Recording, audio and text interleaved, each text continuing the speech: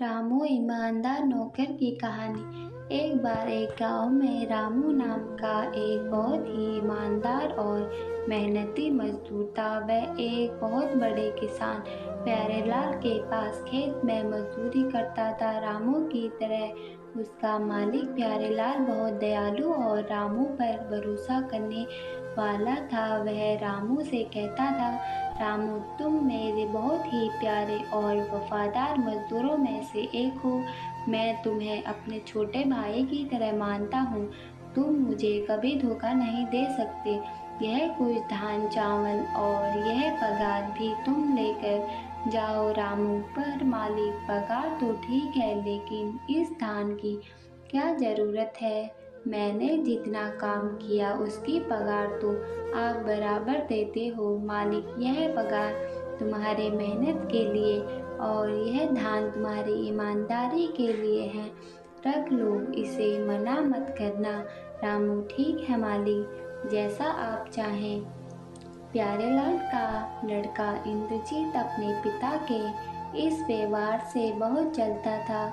इंद्रजीत, पिताजी, यह क्या आप बिना वजह इन नौकरों को सर पर चढ़ा रहे हो? कुछ ज़रूरत नहीं है इन्हें दान देने की, काम की मजदूरी दे रहे हो, वह कम है क्या? प्यारेलाल, बेटा इंद्रजीत, ऐसा मत कहो। इन्हीं गरीब मजदूरों की वजह से हम खुश हैं। यदि यह ईमानदार रामू इतने बड़े खेत में मजदूरी मेहनत नहीं करेगा तो हमें भी खाना नहीं मिलेगा। क्या क्या तुम कर पाओगे इतनी मेहनत? नहीं ना, तो फिर उसकी ईमानदारी और चरित्र पर कभी संदेह मत करना। प्यारेलाल वहाँ से चला जाता है और इंद्रजीत बहुत गुस्से में आ जाता है और कहता है, इस रामू को तो अब देखो मैं क्या करता हूँ। दूसरे दिन इंद्रजीत अपने पिता से कहता है, पिताजी, आपने सही कहा, इतने बड़े खेत में काम करना मेरे बस की बात नहीं है। क्यों ना हम मेरे दोस्त मेवालाल को काम पर रख ले, उसे भी काम की ज़रूरत है। मैं इन दोनों पर ध्यान रखूंगा। प्यारेलाल, क्या बात है, तुम तो बड़े समझदार बनते जा रहे हो। वाकई अच्छा ख्याल है।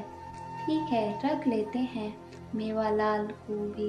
इंद्रजीत, धन्यवाद पिताजी। एक दिन रामू को सबक सिखाने के लिए इंद्रजीत और मेवालाल एक योजना बनाते हैं।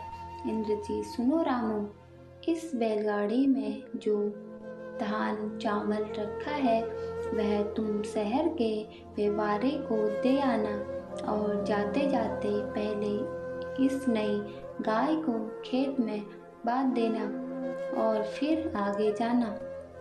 रामू, ठीक है मालिक, जैसी आपकी आज्ञा। रामू बैलगाड़ी को लेकर चल देता है। आधे रास्ते में आने के बाद जब वह गाय को खेत में छोड़ने जाता है तो वह गाय उसे जोर से लात मारती है। रामू, हे भगवान, यह क्या हो गया? इस गाय ने तो मेरा चलना मुश्किल कर दिया। अब मैं धान कैसे ले जाऊंगा? हे भगवान, यह क्या, मेरी बैलगाड़ी कहाँ चली गई? सारा धान मेरी चोरी कर ले गया।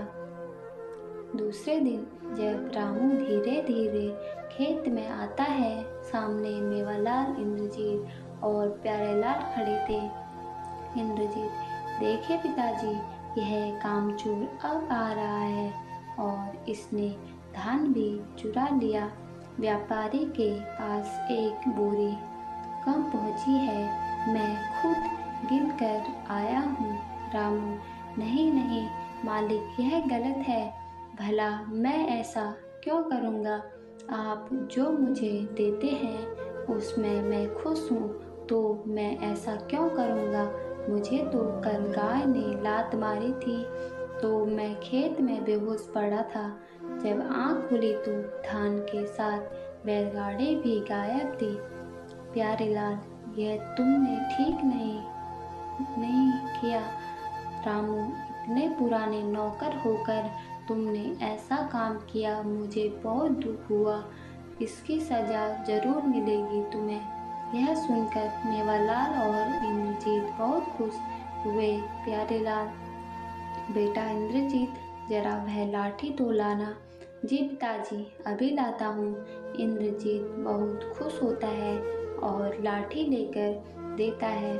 प्यारेलाल लाठी लेकर मेवालाल और इंद्रजीत को मारना शुरू कर देता है। इंद्रजीत, मत मारिए, मत मारिए पिताजी, चोर तो यह है, आप हमें क्यों मार रहे हैं? प्यारेलाल, रामू को अगर चोरी ही करनी थी तो वो काम पर वापस ही नहीं आता, और अगर मेरे पास 2 बैल के अलावा कोई गाय ही नहीं है तो वह मारने वाली गाय आई कहाँ से? और रहा सवाल धान की बोरी की चोरी का, तो उसे मैंने खुद तुम दोनों को खेत में छिपाते हुए देखा था। प्यारेलाल वापस उन दोनों को पीटने शुरू कर देता है। रामू, मत मारिए मालिक, जाने दीजिए, यह फिर ऐसा नहीं करेंगे। प्यारेलाल, देखिए इसकी ईमानदारी, तुम उन्हें निकालने का सोच रहे थे और वह तुम्हें बचा रहा है। मेवालाल, यहाँ से भाग जाओ, हमें ऐसे नौकर की ज़रूरत नहीं है। और इंद्रजीत, तुम कल से खेतों में रामू के साथ उसका हाथ बढ़ाओगे, यही तुम्हारी शिक्षा है।